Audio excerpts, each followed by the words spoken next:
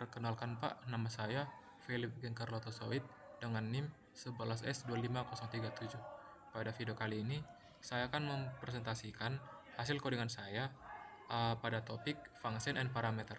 Baiklah, saya akan memulainya. Yang pertama, kita mulai dari bagian 1, yaitu latihan terbimbing. Latihan 1 itu deklarasi fungsi atau prototype dan nilai kembalian. Jadi setiap fungsi diisi idealnya memiliki deklarasi atau prototype di bagian atas sebelum digunakan, dan definisinya diletakkan di bawah main.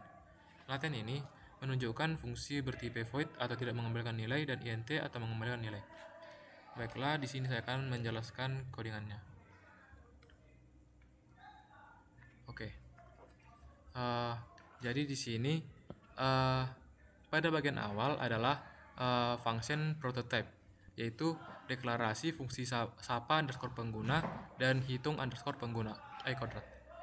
Ini memberitahu compiler bahwa fungsi tersebut ada dan bisa dipanggil nanti. Kemudian di bawahnya ada main. Di dalam main ini program mulai berjalan dengan mencetak teks, lalu memanggil fungsi sapa underscore pengguna dengan parameter yaitu budi untuk menampilkan sapaan. Setelah itu, variabel nilai itu diisi dengan nilai sebesar 5. Lalu, fungsi hitung underscore kuadrat ini dipanggil untuk menghitung kuadratnya, dan hasilnya akan disimpan serta ditampilkan. Kemudian pada bagian terakhir ini adalah function definition, yaitu isi dari fungsi-fungsi tersebut. Sapa underscore pengguna hanya mencetak pesan dengan nama yang diberikan, sedangkan hitung underscore kuadrat itu hanya menghitung dan mengembalikan hasil perkalian angka dengan dirinya sendiri. Jadi inti dari program ini adalah dia memperlihatkan bagaimana fungsi itu digunakan untuk memecah program menjadi bagian-bagian kecil yang lebih terstruktur dan bisa digunakan kembali. Baiklah, di sini saya akan mencoba untuk menjalankan program ini.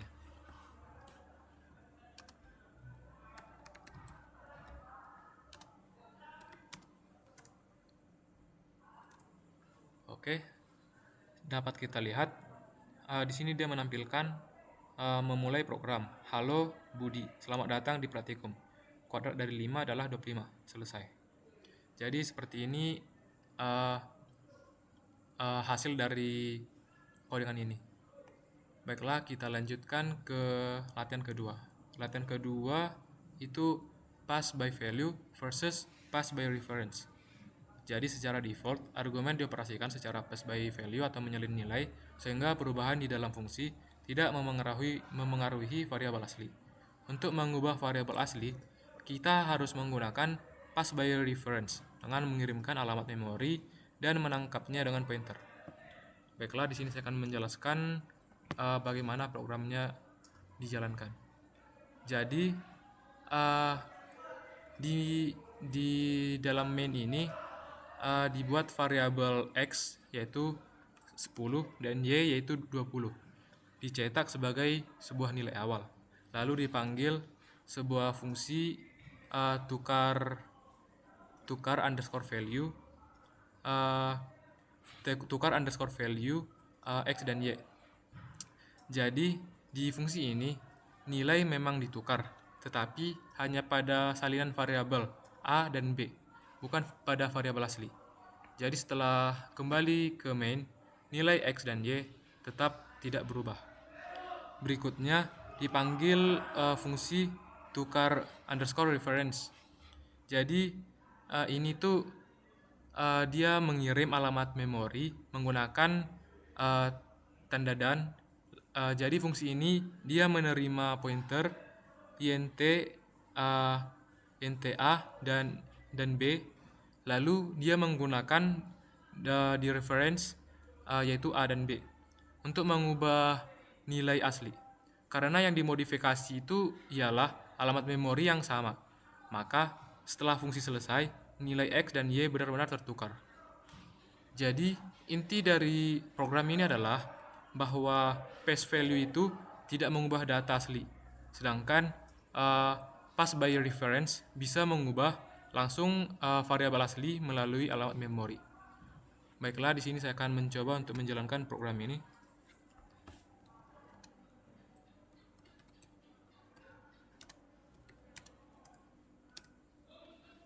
Baiklah, di sini dapat kita lihat outputnya adalah seperti ini.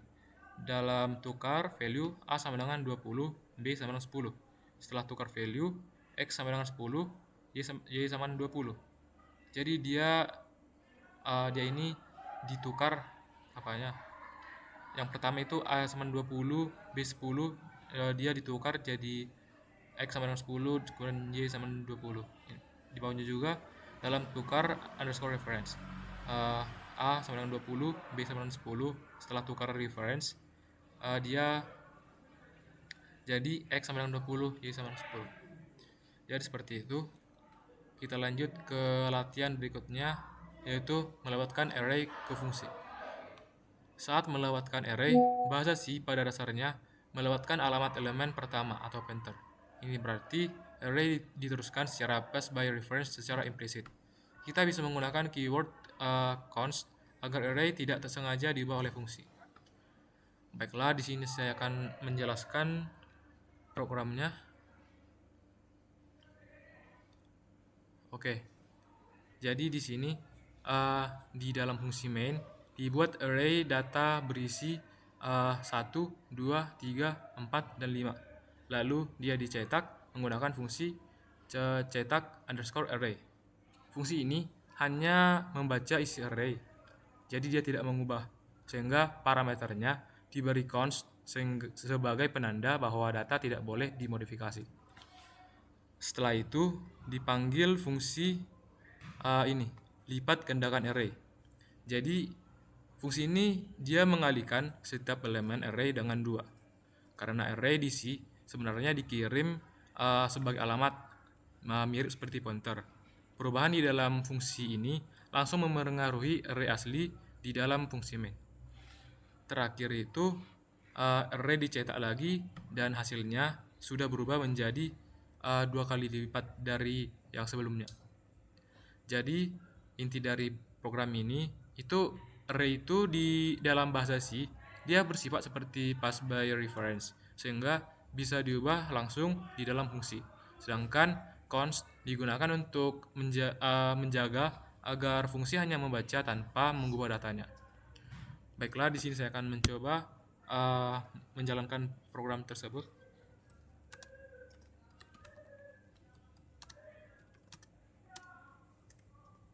Oke, dapat kita lihat array sebelum dimodifikasi 1, 2, 3, 4, dan 5. Array setelah dimodifikasi menjadi kelipatan 2. Yang awalnya 1 dia dikali 2 jadi 2. Yang awalnya 2 dia dikali 2 menjadi 4. Yang awalnya 3 dia dikali 2 menjadi 6.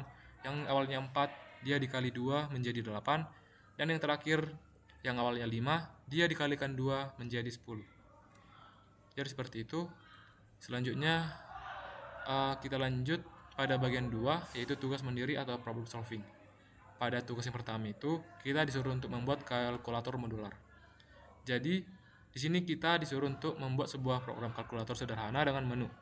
Program utama main tidak boleh berisi logika perhitungan sama sekali. Yang pertama, buat fungsi prototype float tambah float A float B, float kurang float A float B, float kali float A float B, dan float bagi float A float B. Yang kedua, minta user memilih menu operasi 1 tambah, 2 kurang, dan seterusnya, dan memasukkan 2 buah angka. Yang terakhir, panggil fungsi yang sesuai dan tampilkan kembalian atau return value dari fungsi tersebut di dalam fungsi main. Di sini saya sudah membuat programnya. Oke, jadi pada bagian awal dia berisi deklarasi dari fungsi untuk operasi matematika, ada tambah, ada kurang, ada kali, ada bagi. Jadi ini digunakan agar fungsi bisa dipanggil di fungsi main nanti. Kemudian di dalam main ini program menampilkan menu, lalu meminta input pilihan operasi dan 2 angka dari user. Setelah itu akan digunakan ini fungsi switch di sini. Jadi fungsi switch ini dia itu akan menentukan fungsi mana yang akan dipanggil sesuai pilihan. Jadi di sini setiap kasus akan memanggil fungsi yang sesuai, seperti tambah, kurang, dan lain-lain. Lalu hasilnya itu akan disimpan di dalam variabel hasil dan akan ditampilkan. Khusus untuk pembagian, ada pengecekan agar tidak membagi dengan 0. Pada bagian akhir adalah sebuah implementasi fungsi, di mana di sini masing-masing fungsi hanya melakukan satu operasi yang sederhana dan mengembalikan hasilnya. Jadi inti dari program yang saya buat ini, dia itu menunjukkan konsep modularisasi, yaitu memisahkan setiap operasi ke dalam fungsi agar kode lebih rapi, mudah dibaca, dan mudah untuk dikembangkan. Baiklah, di sini saya akan mencoba untuk menjalankan program ini.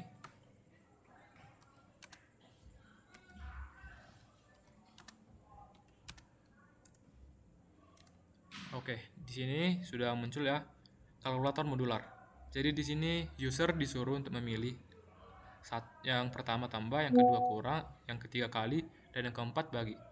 Di sini saya memilih tambah, yaitu saya tinggal menginput 1. Kemudian kita disuruh untuk memasukkan angka pertama. Setelah itu kita disuruh untuk memasukkan angka kedua. Nah, di sini kita dapat melihat outputnya, yaitu hasil sama dengan 12,00 ditambah 23,00 sama dengan 35,00. Jadi seperti ini output dari program yang saya buat. Kita lanjut ke tugas yang berikutnya, kalkulasi lingkaran atau pass by reference. Sebuah fungsi pada bahasa C biasanya hanya bisa mengembalikan return satu nilai. Namun dengan pass by reference, sebuah fungsi bisa mengembalikan banyak nilai dengan mengubah variabel aslinya. Yang pertama, buatlah fungsi dengan definisi void hitung lingkaran, float jari-jari, float kali luas, float kali keliling. Yang kedua, fungsi ini tidak mengembalikan apa-apa atau void, melainkan langsung menyimpan hasil perhitungan luas dan keliling ke dalam alamat memori yang dikirimkan. Yang ketiga, di dalam main, deklarasikanlah variabel luas dan keliling. Panggil fungsi tersebut, lalu cetak hasilnya. Di sini saya sudah membuat programnya. Saya akan menjelaskannya. Jadi, di dalam fungsi main ini, user akan diminta untuk memasukkan jari-jari, lalu disiapkan 2 buah variabel luas dan keliling untuk menyimpan hasilnya. Pada fungsi hitung underscore lingkaran di sini,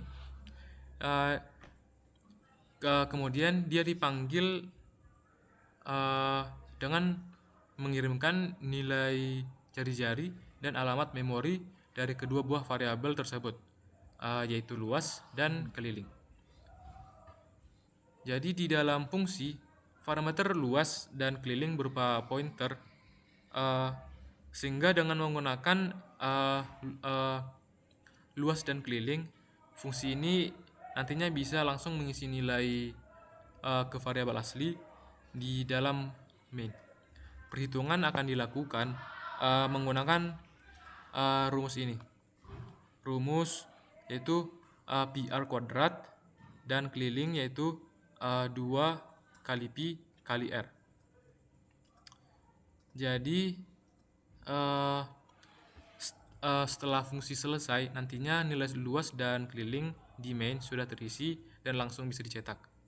Jadi inti dari program yang saya buat ini, dia menunjukkan bagaimana satu buah fungsi bisa mengembalikan lebih dari satu nilai menggunakan pointer atau pass by reference. Baiklah, di sini saya akan menjalankan program ini.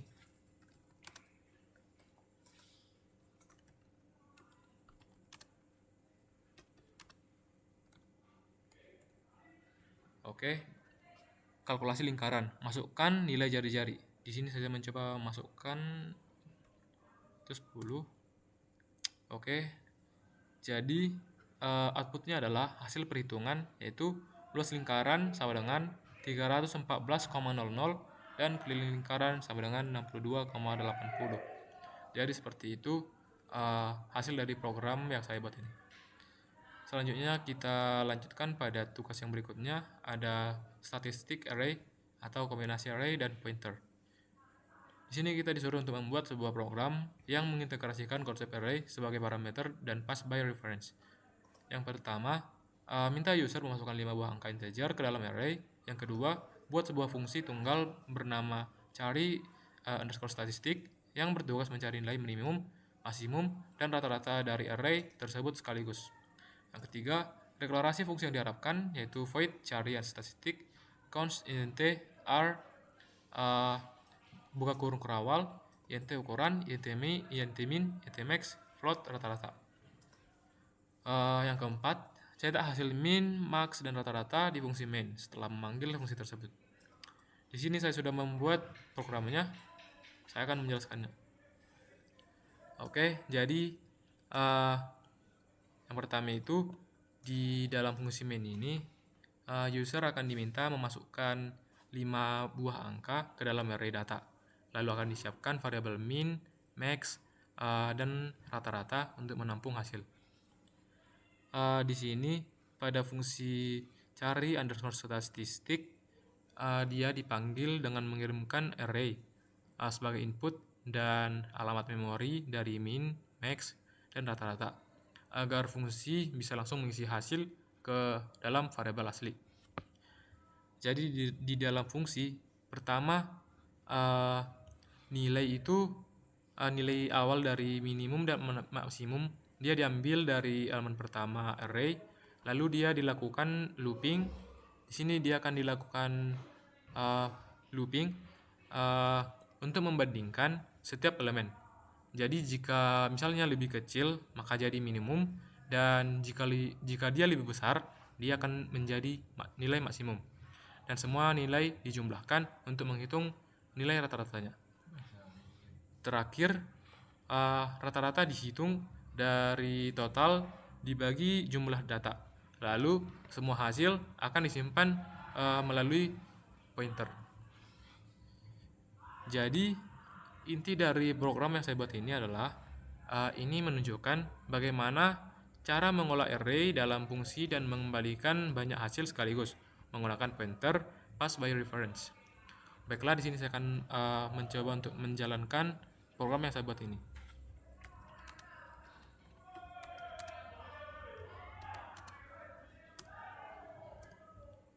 Oke, di sini statistik array. Masukkan angka ke 1. Masukkan angka kedua, angka ketiga, keempat, kelima. Oke, jadi outputnya adalah hasil statistik. Nilai minimum 11, nilai maksimum 55, dan rata-rata 33. Jadi seperti ini. Nilai minimum itu dia diambil dari nilai terkecil. Tadi saya masukkan nilai terkecil itu angka 11, jadi benar. Kemudian nilai maksimum tadi dia mendapatkan hasilnya 55. Dan di input yang saya masukkan tadi saya masukkan angka 55, jadi memang tepat. Kemudian rata-ratanya yaitu 33,00. Jadi itu benar, yaitu jumlah dari angka ke-1 sampai ke-5 itu dia dijumlahkan. Lalu setelah dijumlahkan dia dibagikan dengan banyaknya data tersebut, yaitu ada 5 data. Jadi hasilnya 33. Jadi seperti itu program dari tugas ketiga ini. Jadi cukup demikianlah hasil presentasi saya. Jika ada salah kata mohon maaf. Terima kasih.